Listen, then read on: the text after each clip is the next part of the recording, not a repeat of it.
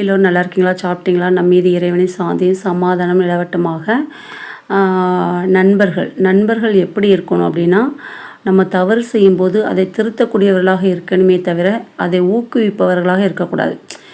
இரையச்சமுடையவனாக இருக்கணும். அந்த நண்பனை பார்த்தா நம்மளுக்கு இறைவனுடைய ஞாபகம் வரணும். ஆனால் இப்போ எப்படி இருக்காங்க அப்படின்னா, கூத்தடிக்கிறது, குடிக்கிறது, கும்மாள் அடிக்கிறது, பீடி, சிகரெட்டு.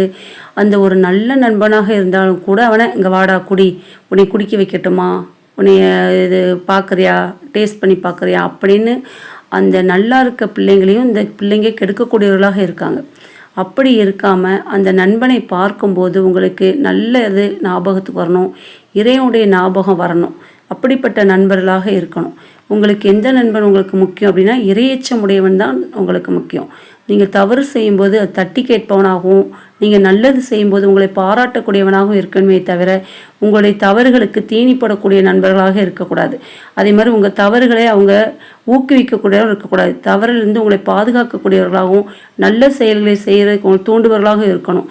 கெட்ட இதான் சொல்லுவாங்க, பூவோடு சேர்ந்த நாரும் மணக்கும்பாங்க. பூவோடு நாரை கெட்டும்போது மணப்பது போல் அந்த நண்பர்களோடு நீங்கள் சேரும்போது உங்களை நல்லவர்கள்னு சொல்லணும்.